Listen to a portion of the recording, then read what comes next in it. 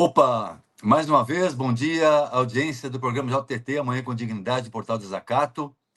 Estamos hoje aqui com a presença do companheiro, camarada René Munaro, dirigente da Executiva Nacional da CUT, diretor do Sindicato dos Trabalhadores do Serviço Público Municipal de Florianópolis. O René esteve recentemente na Cidade do México, participando, junto com uma delegação brasileira, dias 27 e 28 de setembro, da Conferência Continental em Defesa dos Migrantes pelo Direito de Migrar, contra a política de imigração do governo Donald Trump. E agora, dia 5 de outubro, ele foi a Paris, na França, participar de manifestações no encontro internacional contra as guerras. Nem um centavo, nem uma arma, nem uma vida humana para a guerra. Bom, René, muito obrigado pela tua presença aqui. Primeiramente, vamos falar então sobre a questão da manifestação e do encontro internacional ocorrido na Cidade do México. Como foi a conferência? Bom dia. Bom dia, Sérgio. Bom dia aí para todos os ouvintes. Agradecer aí o convite para a gente poder fazer aí um pouco da socialização do que foi. A conferência no México, ela aconteceu de 26, 27 e 28, né? Ainda teve uma atividade na Câmara dos Deputados do México, uma conferência que ocorreu com a participação de 9 países, cerca de 130 delegados desses países, e pôde debater de conjunto, né, com os países presentes, a situação hoje da política de deportação que o governo Trump usa em relação aos migrantes, especialmente os latinos, né, sobretudo os migrantes latino-americanos.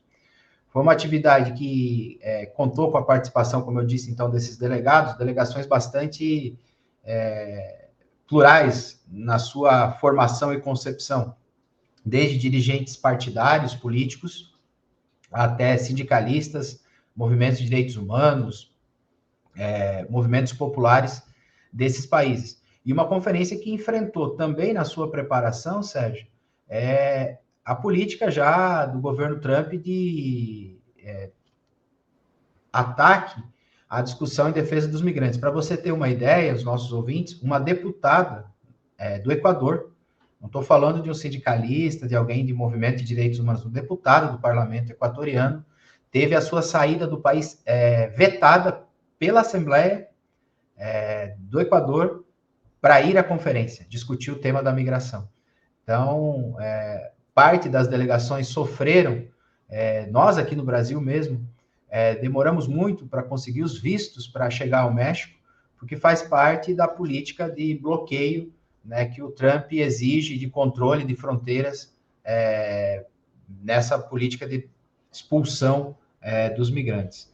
Então, foi um momento muito, muito rico, né, de debates, onde a gente pôde constatar, em primeiro momento, que essa discussão dos migrantes ela é uma discussão que é uma discussão ligada ao conjunto da classe trabalhadora mundial, latina e mundial, inclusive dentro do próprio Estados Unidos. Tínhamos uma delegação importantíssima dos Estados Unidos presente, aonde estavam os 2 co-presidentes nacionais do DSA, o Democratic Socialist of America, que é o maior partido de esquerda hoje dos Estados Unidos, com cerca de 80 mil filiados, associados, como eles falam, e que é o partido do Mandami, né, o principal candidato aí favoritíssimo a vencer as eleições na cidade de Nova York, que também é migrante, né, muçulmano, e que está aí disparado na frente das pesquisas, né, dele, do Omar Fattah, que é também em Minneapolis candidato favoritíssimo às eleições.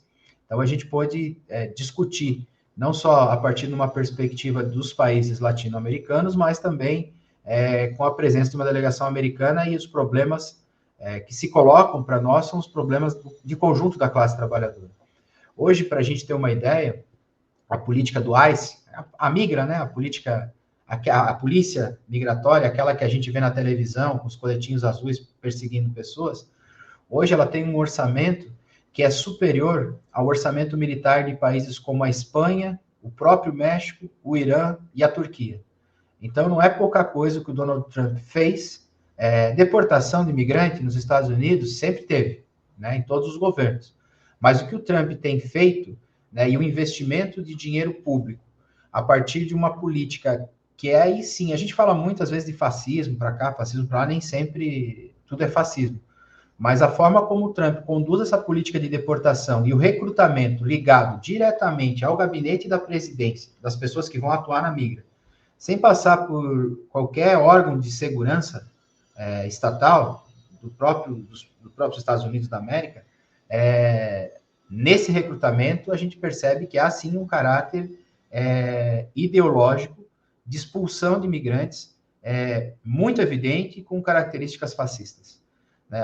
Os relatos que a gente teve de situações que aconteceram dentro da delegação brasileira que eu coordenei, nós tínhamos dois grupos, duas pessoas que são de dois grupos que atuam nos Estados Unidos para defender os migrantes brasileiros, né? O Diáspora Brasil e a Mulheres pela Democracia.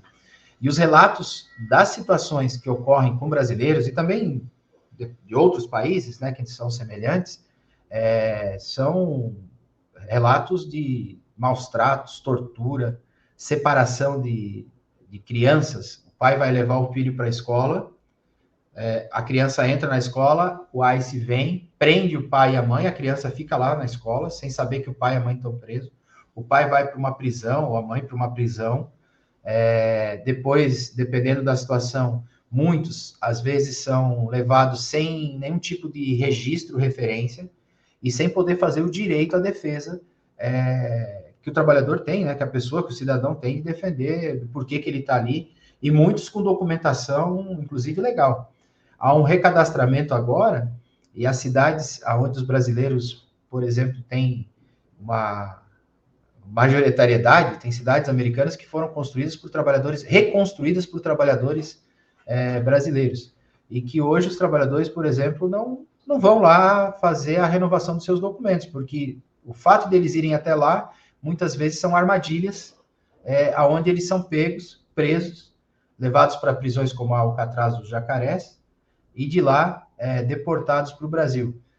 Situações de pessoas que tinham empreendimentos nos Estados Unidos, construtora, que atuava no ramo da construção civil, e que a pessoa simplesmente foi deportada, a empresa ficou lá fechada, os empregos que ele gerava, inclusive de trabalhadores americanos na empresa, não se perderam, e tantas outras situações. Então, foi uma conferência onde a gente pôde trocar essas experiências e também, Sérgio, poder avaliar a política dos governos de cunho anti-imperialista e que enfrentam o imperialismo. A gente tem declarações importantes, né, que não tem como você discutir o direito à migração, o direito do trabalhador migrante à defesa da soberania, sem entrar na política do governo Trump para a América Latina, né? A gente tem declarações importantes da própria Cláudia Sheinbaum, do México, do Lula aqui, que tem um programa agora de acolhida das pessoas que são deportadas, né? Justiça seja feita foi o governo brasileiro que disse que não podia mais trazer algemado para o Brasil, em solo brasileiro, porque as pessoas vinham algemadas, sem comer, horas, enfim. Do próprio Petro na Colômbia, em Honduras, enfim, nós temos governos progressistas que fazem defesa, Maduro fazem a defesa da soberania das nações, mas não tem uma ação coordenada de conjunto para enfrentar o imperialismo americano. E prova disso é agora as ameaças no Mar do Caribe, as provocações que o governo Trump vem fazendo, o bombardeio de embarcações pesqueiras com a justificativa de que estão combatendo o narcotráfico e que seriam barcos narcos, né? Tudo isso a gente pode também debater, né? E ligar isso, logicamente, à questão do momento que era a discussão do fim do genocídio do povo palestino naquela altura do campeonato, né, do momento histórico lá no final de setembro, com a flotilha e todas as questões que estavam colocadas. Uhum. Bom, só brasileiros já são mais de 1.200 deportados, né? Inclusive estudantes, quase 1.000, que tiveram as bolsas de estudos suspensas, né, Renê? Qual a cidade brasileira mais afetada com essa política de anti-imigração? Hoje, a região de Boston é a região onde você tem uma maior concentração de brasileiros afetados, né? Assim, tem brasileiro em todos os cantos, mas a região de Boston ali é uma região que tem sido bastante afetada. Muitas dessas pessoas são originárias de Valadares, Minas Gerais, né? É a cidade brasileira que mais tem trabalhador que migrou, né, proporcionalmente em número. Segundo os números oficiais, a gente tem hoje cerca de 800 mil a 1 milhão de brasileiros nos Estados Unidos. Esse é o número hoje oficial, né? O governo americano coloca um pouco para baixo, tem um outro número do governo brasileiro, mas a gente tem, dá para dizer que a gente tem que tem muitos clandestinos, então não tem como a gente ter esse número preciso. Mas tem hoje cerca de 1 milhão de brasileiros morando lá, né? E é um absurdo, porque a deportação dos estudantes, por exemplo, paralisou pesquisas importantíssimas, não só nas universidades dos Estados Unidos, mas também para o desenvolvimento da ciência mundial, né? Estudantes que estão lá com visto de estudante, totalmente legais, com projeto, com endereço, morando na universidade, ou seja, deportados simplesmente por uma decisão política do governo americano. Agora tem um processo de tentativa de reversão na Suprema Corte dos Estados Unidos em relação a isso, mas o cenário não é confortável. Você conversa com estudantes brasileiros que estão lá, eles não se sentem seguros. Inclusive, se um estudante, por exemplo, for a uma manifestação em relação à questão da Palestina e for pego, por mais que ele esteja totalmente ilegal, ele vai ser deportado pelo governo americano. Uma verdadeira caça ideológica da política do Trump, né? Com certeza. Se aproveita dessa condição para também deportar estudantes. René, está com probleminhas de áudio, Sérgio, não consegui te escutar. A semana anterior, quinta-feira, nós entrevistamos Cláudia de la Cruz, ex-candidata à presidência dos Estados Unidos também, sobre essa problemática. Eu queria te perguntar o que sentiste nessas reuniões, tanto na Europa quanto nos Estados Unidos, a respeito das mobilizações sociais contra a guerra, né, contra esse novo negócio que o atlantismo, a OTAN está preparando, né, para nosso futuro imediato. Precisam fazer dinheiro a costas da carnificina do povo. Certo. Bom, para fechar então o bloco México, né, da conferência, o principal encaminhamento, além das moções contra a guerra, em apoio à flotilha, ao povo palestino, foi lançar uma jornada continental em março de 2026 em defesa do direito à migração. Então, essa jornada ela vai ser construída em cada país, esperamos ampliar para mais países, em defesa do direito à migração. Nós temos uma primeira atividade na Assembleia Legislativa de São Paulo, que é uma audiência pública, onde nós vamos apresentar os resultados da conferência. Esperamos fazer aqui em Santa Catarina também, porque o nosso estado ele tem uma discussão migratória hoje, na atualidade, com bastante relevância, e a gente precisa debater esse tema. Esse tema não é um tema... Eu sou sindicalista, ele não é um tema só de direitos humanos, ele é um tema que está na base da fundação passou por todas as internacionais socialistas, o defesa do direito a migrar. O capital não tem fronteiras e ele impõe fronteiras aos trabalhadores de acordo com seus interesses. A conferência em Paris, que precedeu a um comício de 4 mil pessoas no Dôme de Paris, aí sim, Raul e Sérgio, ela entrou num aspecto, vamos dizer assim, da política de guerra. Hoje, a Alemanha votou no parlamento alemão algo muito sério, se a gente retroceder na história, tudo aquilo que a gente viu e viveu e aprendeu, né, leu, estudou, que é a possibilidade hoje na Alemanha de reconversão de estruturas hospitalares e plantas de fábrica para armamento, para se preparar para a guerra. Isso não acontece desde a Segunda Guerra Mundial. Foi autorizado pelo parlamento, foi votado, não com todos os parlamentares, evidente, teve um setor da esquerda que votou contra, mas foi votado. A França e outros países europeus, a partir das exigências da OTAN, têm destinado cada vez mais o aumento do seu orçamento público para preparação para a guerra, seja para fabricar arma, seja para investir em treinamento de exército, ou seja, a Europa hoje se prepara para uma guerra. E isso é algo que o movimento operário brasileiro pouco discute. E não é porque há questão de eurocentrismo, não, porque lá estão concentrados países que eram países imperialistas em determinado momento da história, que conservam um poder econômico muito grande e que podem ser o epicentro, né, de uma série de questões de uma política belicista que se espalha pelo mundo. Porque eles não vão fabricar essas armas e vão deixar estocadas, eles vão mandar para a África, vão mandar para a Ásia, né? E que está na Venezuela. Na Venezuela. Tanto é que não é só os Estados Unidos que estão no Mar do Caribe. A Marinha Francesa, a partir da Guiana, que estava também na Conferência do México, a Guiana esteve presente, tem navio ali preparado para dar suporte para o imperialismo americano para invadir. Há uma tentativa agora de retomar as operações militares no Haiti, né? Mais uma vez, a partir da ONU, mas operações militares de exército de ocupação no Haiti. E a conferência foi muito rica, ela reuniu 18 países. Vou te deixar com o Sérgio, só um segundo. Vou te deixar com o Sérgio. Não, Sérgio, tranquilo. Agora Não, por favor. Tranquilamente. Não, por favor, Pode Sérgio. ficar aí, Raul. Vamos. Obrigado, René. Tranquilo. Continua, Sérgio.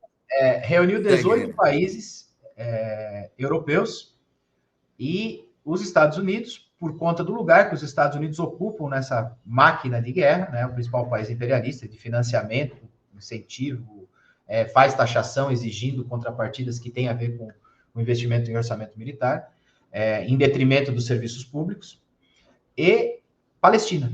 Então, nós tínhamos 18 países europeus, mais Estados Unidos, mais Palestina. Eu participei como observadora, não era delegado a essa conferência, né? Eu e o Marco Sokol, eu pela CUT, dirigente da CUT, o Marco Sokol, dirigente do PT, assistimos à conferência como observadores da Conferência contra a Guerra.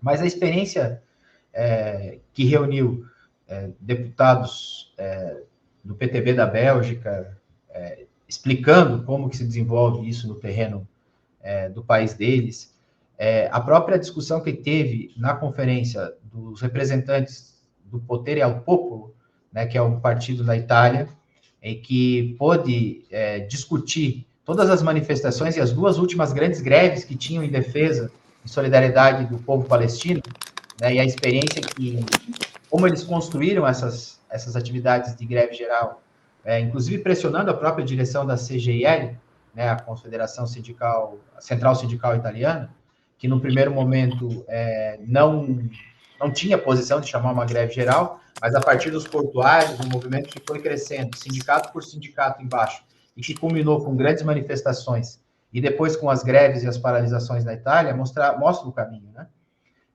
Os companheiros ingleses do Stop the War, que são responsáveis pelas maiores manifestações, um dos principais responsáveis pelas maiores manifestações em defesa do povo palestino no mundo, que vem com o trabalho desde a guerra do Iraque, também apontaram esse caminho, né? O caminho que os italianos demonstraram a partir da organização sindical de base, com as greves, paralisações e atos, para que a gente possa parar a máquina de guerra que está colocada mundialmente, que está se desenhando para frente.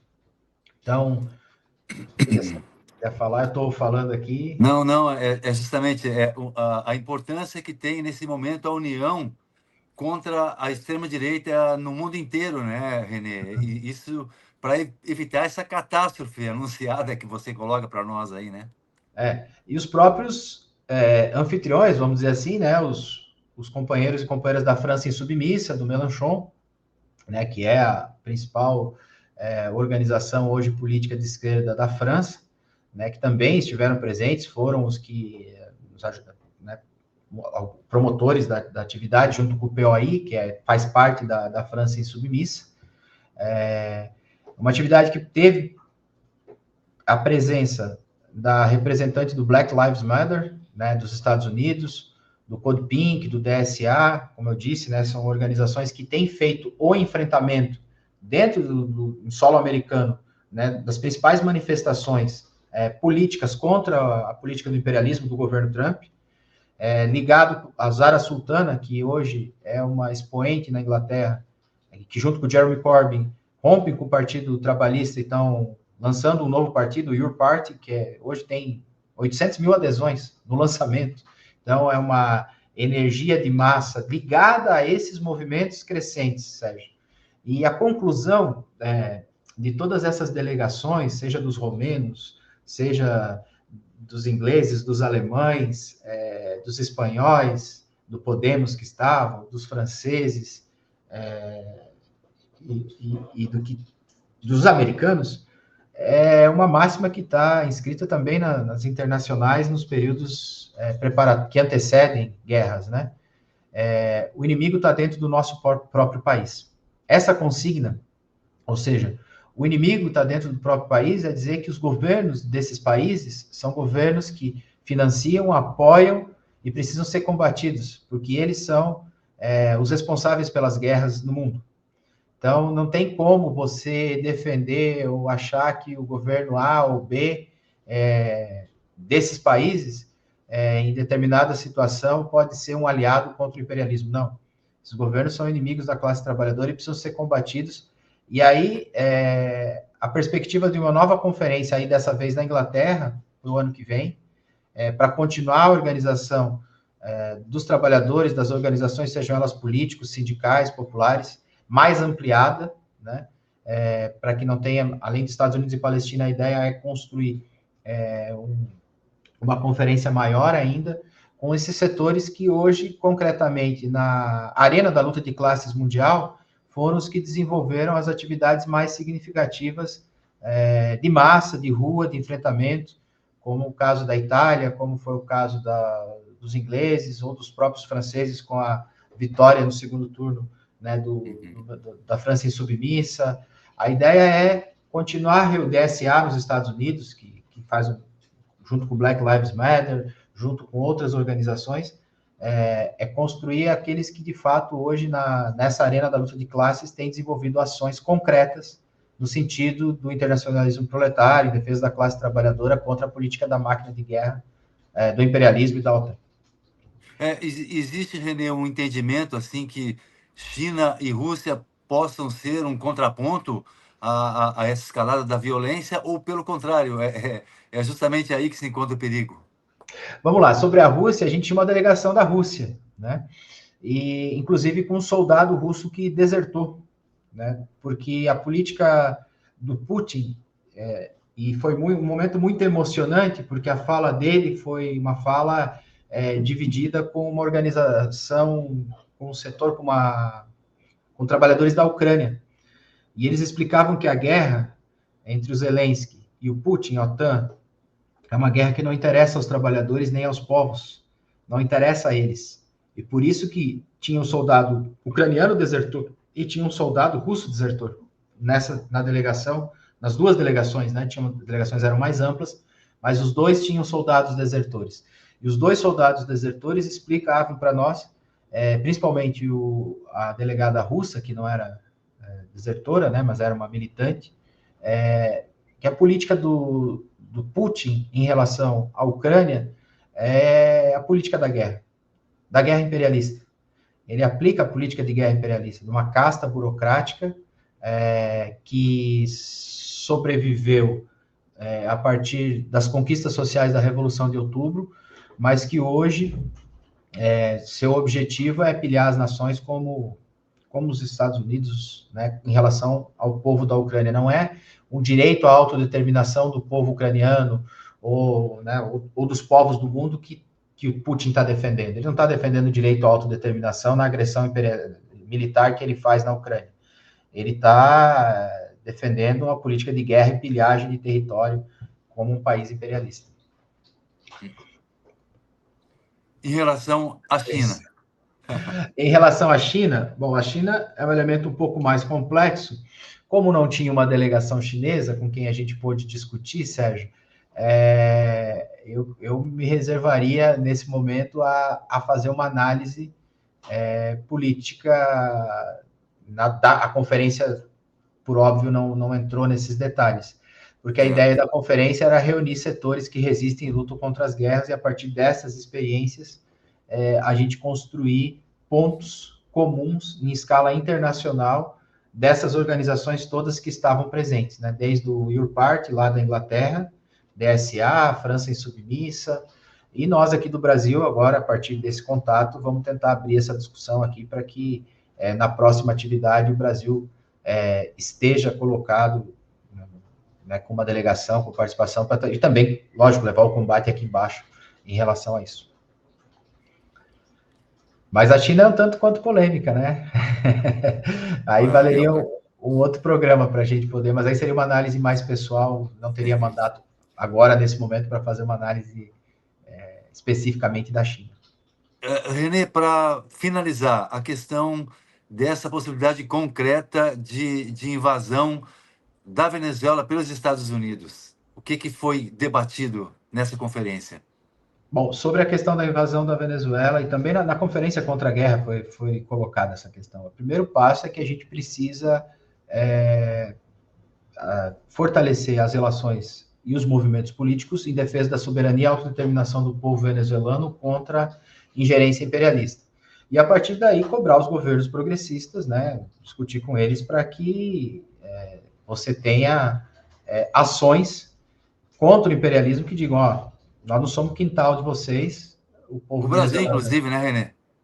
O Brasil está nessa, né? Todos os governos progressistas, para que se faça um enfrentamento em escala internacional, nesse momento, do ponto de vista da posição dos países, né? O Petro teve uma declaração muito importante, né? Dizer que é solidário, que se precisar, inclusive deslocou exércitos, enfim, não. O Brasil é um país um pouco diferente nesse sentido, né, do ponto de vista militar, mas as declarações políticas que defendam o povo venezuelano e a soberania deles. Então, essas iniciativas, seja para discussão interna do movimento, seja para cobrar dos governos, elas estão colocadas pelas duas conferências, né? E a gente precisa organizar agora como fazer aqui. Como fazer chegar, né? Uhum. Bom, então nós conversamos hoje, agradecemos muito aí a presença do René Munaro, que é dirigente executiva nacional da CUT, esteve nesses dois acontecimentos importantes em nível internacional, recentemente, também como integrante da corrente Diálogo e Ação Petista do Partido dos Trabalhadores. René, muito obrigado, ótima semana e estamos sempre aqui à disposição. Valeu, obrigado, Sérgio. Eu que agradeço o convite e também estamos à disposição. Grande abraço. Um abraço.